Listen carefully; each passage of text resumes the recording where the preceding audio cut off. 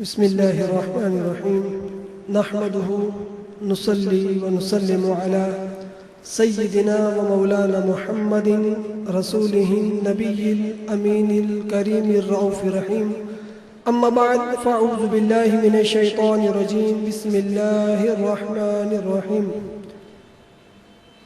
ألم نجعل له عينين ولسانا وشفتين وهديناه النجدين فلاقتحم العقبة وما أدراك ما العقبة فك رقبة صدق الله العظيم وبلغنا على رسوله النبي الأمين الكريم الرؤوف الرحيم نحن على ذلك لمن الشاهدين والشاكرين والحمد لله رب العالمين قال رسول الله صلى الله تعالى عليه وسلم من صلى علي صلاة 1000 مرة لم يمت حتى يرى مقعده في الجنة او كما قال رسول الله صلی اللہ تعالی علیہ وسلم۔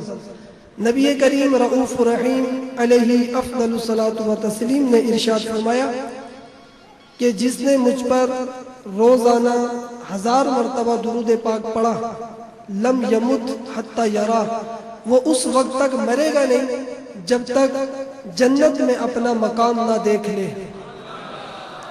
یہ 1000 مرتبہ درود شریف کی فضیلت ہے، تو کوئی بھی چھوٹا درود شریف لے لیں یا بڑا لیں، جیسا آپ کا جی چاہے۔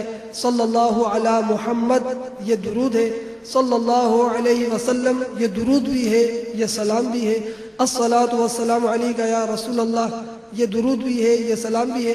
تو ان میں سے کوئی بھی درود ہم اپنی زندگی میں اپنا لیں، اور بزرگان دین تو یہاں تک فرماتے ہیں کہ بدل بدل کر درود کو پڑھنا افضل ہے، کہ ہر درود آپ کی زبان سے ادا ہو، ہر نبی علیہ الصلوۃ والسلام کا وصف آپ کی زبان سے ادا ہو، تو یہ آپ کے لیے باعث کمال ہے۔ ایک مرتبہ بآواز بلند محبت کے ساتھ درود شریف پڑھ لیجئے۔ اللہم صلی علی سیدنا و مولانا محمد معدن الجود والکرم منبع العلم والحلم والحکم وعلیہ وبارک وسلم۔ ارشاد باری تعالیٰ ہے الم نجعل لہ عینین، کہ ہم نے تمہیں 2 آنکھیں نہیں دی۔ آنکھوں کی نعمت کا ذکر ہے، کیونکہ وہ فرماتا ہے کہ یعلم خائنۃ الاعین، کہ یہ جان لو کہ وہ آنکھوں کی خیانت کو بخوبی جانتا ہے۔ یعلم خائنۃ الاعین وما تخفی الصدور، اور تمہارے سینوں میں جو خیانت چھپی ہوئی ہے وہ اس کو بھی جانتا ہے۔ آنکھوں کی خیانت، تمہارے دلوں میں چھپی ہوئی خیانت، کیونکہ آنکھ سے ابتدا ہوتی ہے اور دل میں جا کر وہ خیانت گھر کر جاتی ہے۔ اشارہ یہ ہے کہ اپنی آنکھوں کی حفاظت کرو۔ ہم نے تمہیں آنکھیں اس لیے نہیں دی کہ تم جو چاہے کرتے پھرو۔ الم نجعل لہ عینین، اگرچہ ہم نے تمہیں آنکھیں دی ہیں، مگر وَلَقَدْ زَرَعْنَا لِجَهَنَّمَ، خود فرماتا ہے کہ سنو وَلَقَدْ زَرَعْنَا لِجَهَنَّمَ كَثِيرًا مِنَ الْجِنِّ وَالْإِنسِ، کہ میں جہنم کو کثیر جنوں اور کثیر انسانوں سے بھر دوں گا۔ قابل غور آیت ہے، سمجھنے سے تعلق رکھتی ہے۔ وَلَقَدْ زَرَعْنَا لِجَهَنَّمَ كَثِيرًا مِنَ الْجِنِّ وَالْإِنسِ، کثیر جہنم میں جو کثیر جائیں گے وہ جن بھی ہوں گے، انسان بھی ہوں گے۔ فرمایا کیوں؟ کہ میں نے ان کو آنکھیں دی، لا یبصرون بہا، آنکھیں ان کو دی ہیں مگر وہ دیکھ نہیں سکتے۔ وَلَهُمْ آذَانٌ لَا يَسْمَعُونَ بِهَا، میں نے انہیں کان دیے ہیں مگر وہ کانوں سے سن نہیں سکتے۔ اور پھر فرماتا ہے کہ میں نے انہیں دل دیے ہیں سمجھ کے لیے، لا يسمعون بها، مگر وہ سن نہیں سکتے، ان میں سمجھ کی صلاحیت نہیں ہے۔ آخر میں پھر فرماتا ہے کہ وَلَهُمْ آذَانٌ لَا يَسْمَعُونَ بِهَا أُولَٰئِكَ كَالْأَنْعَامِ، یہ وہ لوگ آنکھیں موجود ہوں دیکھنے سے قاصر ہو، کان موجود ہو سننے سے قاصر ہو، دل موجود ہو سمجھنے سے قاصر ہو، اولئک کالانعام، انعام زبر کے ساتھ جانوروں کو کہتے ہیں۔ اللہ فرماتا ہے یہی لوگ کالانعام، چوپایوں جانوروں سے بدتر ہیں۔ اگر اس کے نیچے زیر لگ جائے تو انعام بن جاتا ہے، انعام والے۔ تو زبر زیر میں یعنی زبر آئے تو جانور، زیر آئے تو انعام۔ تو قرآن بڑی فصیح زبان ہے، اسی لیے ہم کہتے ہیں زبر زیر دیکھ کر پڑھنا یہ قرآن کا حسن ہے۔ تو اولئک کالانعام بل ہم اضل، جانور کہا، فرمایا بل اس سے بھی بدتر ہے، اضل، اور اولئک هم الخاسرون، اور وہ خسارے میں بھی ہیں۔ یہ تین وعیدیں اللہ نے سنا دی آنکھ، دل اور کانوں پر۔ تو فرمایا الم نجعل له عینین، ہم نے تمہیں آنکھیں ایسے ہی نہیں دی، ولسانا وشفتین، اب نعمتوں کا ذکر ہے کہ ہم نے تمہیں زبان دی، وشفتین دو ہونٹ دیے، وہدیناہ النجدین، اور تمہیں واضح دو نشانیاں بتا دی۔ وہ نشانیاں واضح کیا ہیں؟ وہ واضح دو نشانی یہ ہے کہ اللہ تعالیٰ نے ہمیں ہدایت کی راہ بھی دکھائی ہے، فَأَلْهَمَهَا فُجُورَهَا وَتَقْوَاهَا، ہم نے، اللہ فرماتا ہر انسان کو الہام کر دیا یہ کہ فجور کی راہ کون سی ہے، تقوی کی راہ کون سی ہے۔ اے انسان تو بخوبی جانتا ہے کہ گناہ کون سا ہے اور ثواب کون سا ہے۔ فَأَلْهَمَهَا، یہ الہام ہم نے خود کیا انسان کو، ورنہ جب بچہ تھوڑا بڑا ہوتا ہے اور شعور کی دنیا میں آنا شروع ہوتا ہے تو اسے پتا ہوتا ہے اچھا کام کون سا ہے، برا کام کون سا ہے، گناہ اور ثواب کا کانسیپٹ تو ہم اسے دیتے ہیں، مگر اچھے برے کی تمیز، فجور اور تقوی کا یہ اس کے باطن میں اللہ نے الہام فرمایا ہوا ہے۔ تو اللہ فرما رہا ہے یہ دو نعمتیں میری جو میں نے تمہیں وہدیناہ النجدین عطا کی ہیں، فلاقتحم العقبہ، تو کون ہے جو اس دشوار گزار گھاٹی میں کودے، جان بوجھ کر اس دشوار گزار گھاٹی میں کودے۔ وما ادراک ما العقبہ، اور تم کیا جانو کہ وہ دشوار گزار گھاٹی کیا ہے؟ خود فرماتا ہے فکو رقبہ، کہ دشوار گزار گھاٹی کو عبور کرنا ہر ایک کی بس کی بات نہیں ہے۔ دشوار گزار گھاٹی کیا ہے؟ یوں سمجھ لیں بندہ جس کو کراس نہ کر سکے، جس طرح جنگ خندق میں مدینے کے ارد گرد جب خندق کھودی گئی تو احادیث مبارکہ مفہوم ہے کہ 15 فٹ وہ گھیری تھی اور 15 فٹ چوڑی تھی، بعض اس میں ہے کہ 30 فٹ چوڑی تھی، مختلف روایتیں ہیں۔ چلے کم والی اگر ہم لیں 15 فٹ گھیری 15 فٹ چوڑی، تو دشمن جب کفار و مشرکین وہاں پہنچے اور خندق دیکھی تو انہوں نے کہا یار یہ تو بڑی عقبہ ہے، دشوار گزار گھاٹی ہے، اس کو کراس کر کے مدینے میں ہم جائیں کیسے؟ تو سب کے حوصلے پست ہو گئے اور وہ گھاٹی کے پیچھے ہی بیٹھ گئے۔ تو ان میں ایک شخص تھا جس کا نام تھا عبد ود، اور وہ 100 جنگوں کا فاتح تھا کفار و مشرکین میں۔ تو اس نے کفار و مشرکین کو کہا کہ تم اس گھاٹی سے ڈر گئے؟ جو شاہ سوار ہوتے ہیں ان کا تو کام ہی دشوار گزار گھاٹی کو کراس کرنا ہے، تم یہاں لڑنے آئے ہو اور تم گھاٹی سے پیچھے بیٹھ گئے، ہمت ہار گئے اور تم نے خیمے گاڑ دیے۔ تو یہ اس نے ان کو ورغلایا۔ تو اس کی قوم نے کہا کہ تو 100 جنگیں جیت چکا ہے، تو جا سکتا ہے تو جا، ہماری اتنی ہمت نہیں کہ ہم اس دشوار گزار گھاٹی کو کراس کریں۔ تو وہ جوش کے اندر پیچھے گیا اور اپنے گھوڑے کو تقریباً 30 فٹ دور لے کر گیا اور وہاں سے پھر وہ گھوڑے کو دوڑاتا ہوا لایا، اور جو ایک انداز تھا شہ سواروں کا، گھوڑے کو ایڑ مار کر اس نے گھوڑا اچھالا تو 15 فٹ یا بعض روایتوں میں 30 فٹ کی گھاٹی اس نے کراس کر دی، اور گھوڑا اس کا گرا نہیں، جا کر وہ کھڑا ہوا، دھول اڑی۔ تو سامنے نبی کریم علیہ الصلوۃ والسلام کا خیمہ تھا، حضرت علی رضی اللہ تعالیٰ عنہ جلوہ افروز تھے۔ تو جب صحابہ کرام نے دیکھا کہ یہ اتنی دشوار گزار گھاٹی کراس کر کے یعنی ہوا میں اڑتا ہوا سامنے آیا، اور اس نے کہا حل من مبارز، ہے کوئی میرے مقابلے میں آنے والا؟ تو حضرت علی رضی اللہ تعالیٰ نے فرمایا تھا، غالباً اس وقت آپ کی عمر 22 سال، بعض روایتوں میں 27 یا 28 سال تھی۔ حضرت علی رضی اللہ تعالیٰ نے یا رسول اللہ، اب تو خود چیلنج کر رہا ہے کہ ہے کوئی میرے مقابلے میں آنے والا کہ میں دشوار گزار گھاٹی کو کراس کر کے آیا ہوں؟ تو حضور نے فرمایا علی یہ عمرو بن عبد ود ہے، تم خاموش رہو، اس کو مبارزہ کرنے دو۔ اس نے دوسری بار کہا ہے کوئی؟ کیا تم لوگوں کا جوش ٹھنڈا ہو گیا؟ پھر حضرت علی نے عرض کی، حضور نے ان کو خاموش کروایا۔ تیسری بار اس نے کہا کہ لگتا ہے تمہیں جنت میں جانے کا شوق نہیں ہے۔ تو اب حضرت علی رضی اللہ عنہ، یا رسول اللہ اب تو اجازت عطا فرما دے۔ اس نے ہمیں جنت کی بات کر دی، اور کون ایسا مومن ہے جو جنت میں جانے نہ چاہتا ہو؟ تو حضور نے فرمایا اے علی تم جاؤ۔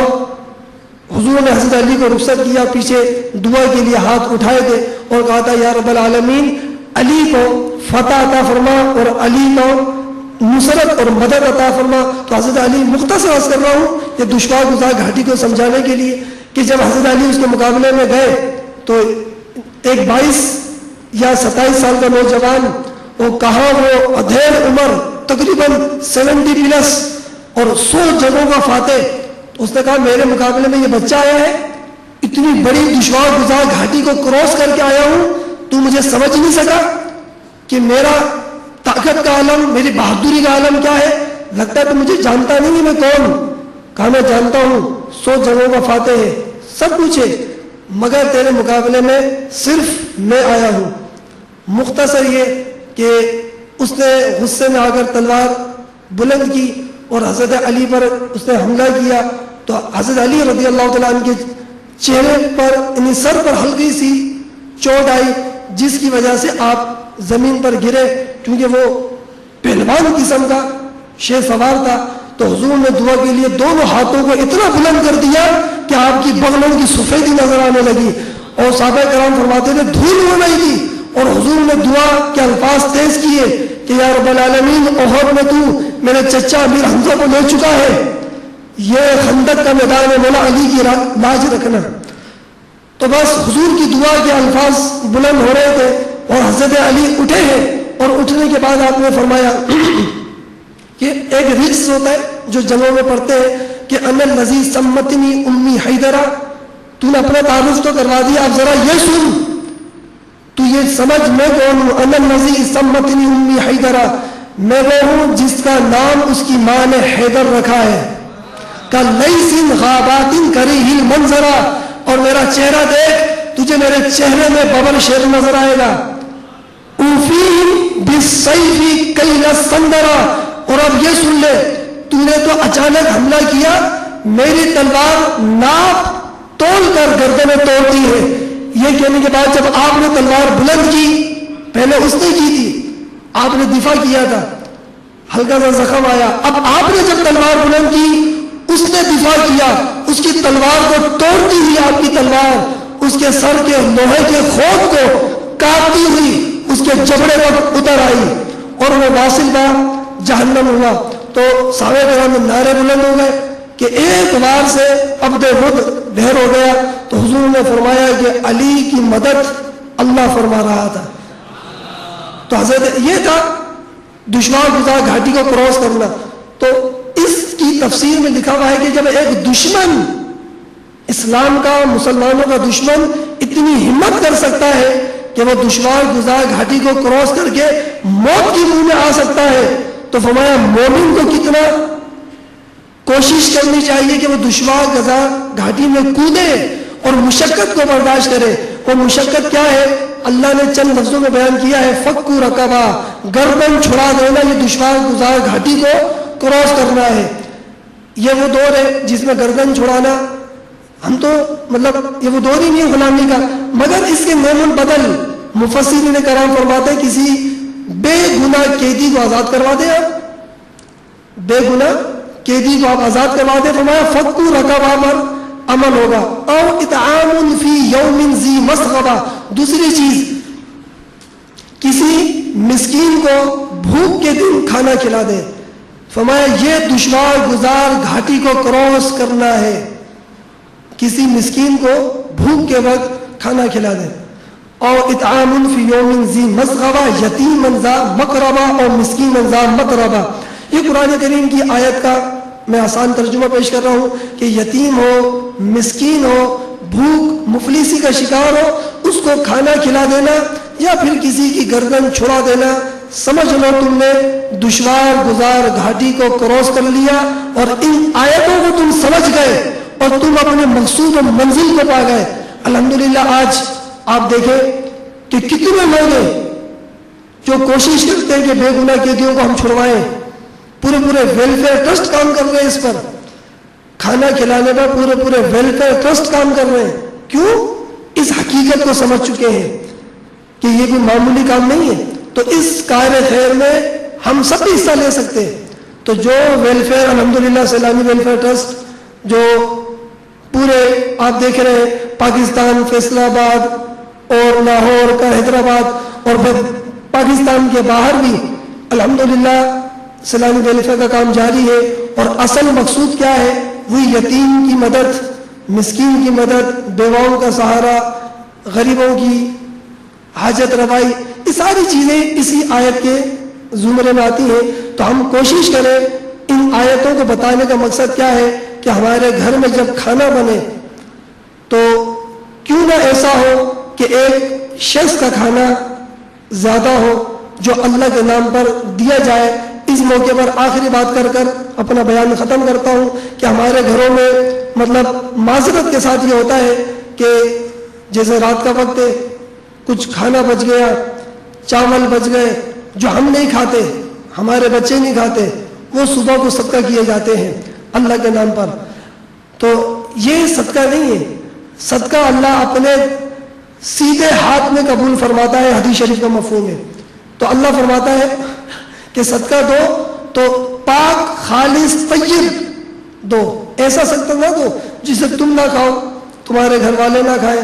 حضرت خواجہ یوسف توسوی رحمۃ اللہ علیہ کا مختصر ایک واقعہ ہے کہ آپ اکثر فرمایا کرتے تھے کہ تم اللہ کو تم اپنے سے اچھا نہیں سمجھتے تو کم از کم اپنے جیسا سمجھ لیا کرو. تو آپ کی اس محفل میں کوئی صاحب علم شخصیت ہے جنہوں نے آپ پر اس بات پر فتویٰ لگایا تھا کہ آپ نے یہ کیا بات کر دی کہ اللہ کو اپنے سے بہتر نہیں سمجھتے تو اپنے جیسا سمجھ لیا کرو. کہا یہ تو کلمہ کفر ہے. تو آپ نے فرمایا تھا کہ حضرت آپ آج رات ہمارے یہاں قیام فرمائے, اس مسئلے پر ہم کل بات کریں گے. جب صبح ہوئی اس سے قبل رات کو جب کھانا گیا تو خواجہ سلیمان توسوی رحمۃ اللہ علیہ نے رات کو جب کھانا بھیجا تھا تو اس میں باسی سالن بھی تھا, باسی روٹی بھی تھی, تازہ سالن اور تازی روٹی, یعنی دونوں چیزیں آدھی آدھی. جب وہ کھانا ان صاحب علم یعنی علامہ صاحب کے پاس پہنچا, پیچھے سے ایک سائل بھیجا خواجہ صاحب نے, وہ کہا جا کے سوال کرو, صدا لگاؤ کہ مجھے اللہ کے نام پر کچھ دو. تو جب پیچھے سائل نے صدا لگائی تو ان صاحب علم شخصیت نے آدھا جو کھانا جو باسی تھا وہ سارا اٹھا کر اللہ کے نام پر دے دیا, اور آدھا جو تازہ کھانا تھا یعنی وہ تازہ کھانا خود رکھ لیا, باسی اللہ کے نام پر دے دیا. جب صبح محفل ہوئی, بزن لگی, تو وہ انہوں نے پھر کہا حضرت وہ کل والے مسئلے کا کیا ہوا؟ آپ نے کہا تھا کل جواب دوں گا. تو آپ نے فرمایا جواب تو ہم کل رات ہی دے چکے. کہا حضرت آپ سے میری دوبارہ ملاقات ہی نہیں ہوئی, نہ کوئی بات ہوئی. کہا وہ رات کو کھانا آیا تھا؟ کہا جی. کہا اس میں آدھا تازہ تھا آدھا باسی تھا. مسئلہ کیا تھا کہ تم اللہ کو اپنے سے بہتر نہیں سمجھتے تو اپنے جیسا سمجھو. کہا اس پر فتویٰ تھا. آپ نے کیا کیا؟ اگر تم اللہ کو اپنے سے بہتر سمجھتے تو باسی خود کھاتے, تازہ اس کے نام پر دیتے, اور اگر اللہ کو اپنے جیسا سمجھتے تو آدھا آدھا کرتے, آدھا باسی خود آدھا تازہ خود اور آدھا اس کے نام پر. مگر تم نے تو اپنے جیسا بھی نہیں سمجھا. اب بتاؤ تم پر کیا حکم لگے گا؟ وہ صاحب علم قدموں میں گر گئے. کہا حضرت حقیقت کو سمجھ گیا. تو یہ وہ حقیقت ہے جو ہمیں سمجھنی ہے. تو صدقہ دے, ایسا دے جو دل سے دیا جائے, اور ہمارے گھروں میں ایک کھانا ایسا ہو جو واقعی رضا الہی کے لیے ہو. اللہ سے دعا ہے کہ یا رب العالمین یہ ٹوٹے پھوٹے الفاظ اپنی بارگاہ میں قبول و منظور فرمائے, اور ہمیں کما حقہ قرآن کریم و فرقان حمید کو پڑھنے, سمجھنے, اس پر عمل پیرا ہونے کی توفیق عطا فرمائے.